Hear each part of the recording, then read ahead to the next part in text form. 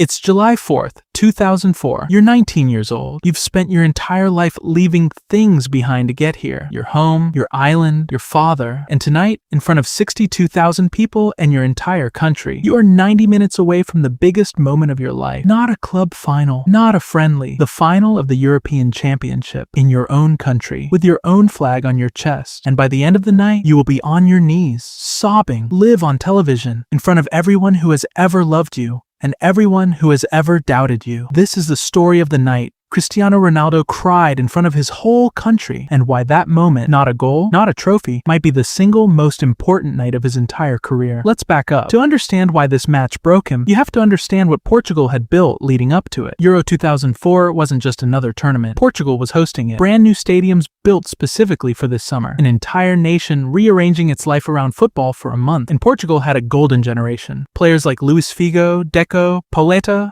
some of the best talent the country had ever produced at once. The expectation wasn't just to do well. The expectation was to win it, at home, in front of everyone. And then there was Ronaldo, 19 years old, already at Manchester United, already flashy, already a little bit cocky, the kind of player who did stepovers just to do them. Some fans loved him for it. Some fans thought he was all flash and no end product. This tournament was supposed to be where he proved which one was true. Portugal opened the tournament and immediately hit a wall nobody saw coming. Their first match was against Greece. Not Germany, not France. Greece, a team that hadn't even qualified for a European Championship in 20 years. A team with no stars, no reputation, nothing except a defensive system built by a German coach named Otto Rehagel that nobody outside Greece had bothered to study closely. Portugal lost that opening match 2-1 at home in the opening game of their own tournament. The stadium went silent. The pressure that had been building for months suddenly had somewhere new to go, straight onto the players' shoulders. But here's the thing about that golden generation. They didn't collapse. They regrouped. Portugal won their next two group games. Then they beat England on penalties in the quarterfinal. A match where Ronaldo scored, celebrated wildly, and looked every bit like the star this tournament needed. Then they beat the Netherlands in the semi-final. Portugal was through to the final. The whole country was one single held breath. And waiting for them in the final, again, somehow, impossibly, was Greece. The same team that beat them in the opening match. The team nobody respected. The team that had, by pure defensive discipline and a stubborn refusal to lose, ground its way through the entire tournament without a single moment of flair. Portugal had every reason to believe this would be different. Home crowd, more talent, a chance for revenge. This was supposed to be the redemption match. It wasn't. In the 57th minute, Greece won a corner. Angelos Charisteas, a striker nobody outside Greece could have named a month earlier,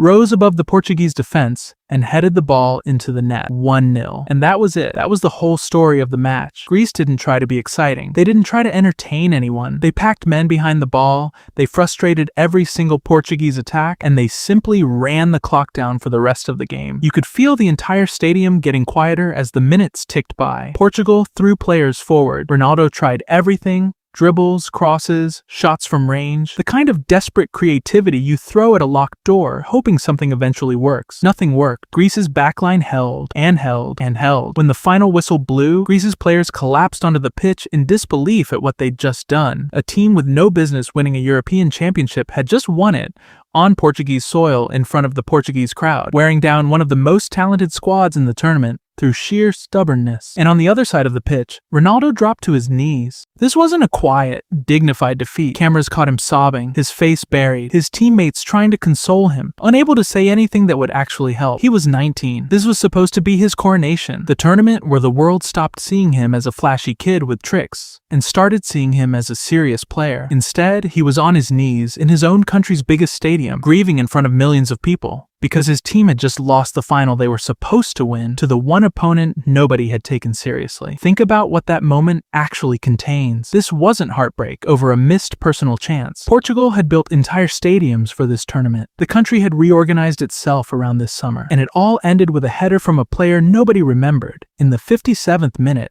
against a defense that simply refused to break. Ronaldo wasn't just crying because his team lost. He was crying because he understood, even at 19, that moments like this one, a home tournament, a golden generation at its peak, might not come around again, and it didn't. Portugal wouldn't reach another major final for over a decade. Here's what makes this story worth telling, though. It's not really about the loss. It's about what Ronaldo did with it. Because if you trace his career from that night forward, something shifts. The stepovers didn't disappear, but the substance behind them multiplied. The goals multiplied. The training habits that would later become legendary. The obsessive gym sessions. The diet. The recovery routines that turned him into a professional athlete, still performing at an elite level into his 40s. A lot of that intensity traces back to nights like this one, to standing on your own turf, in front of your own people, and losing the biggest game of your life to a team that simply wanted it in a way you hadn't fully understood yet. 3 years later, Ronaldo would win his first Ballon d'Or. A few years after that, his first Champions League title. And when Portugal finally did win a major tournament, Euro 2016, 12 years after that heartbreak in Lisbon, Ronaldo was the captain, the leader, the veteran,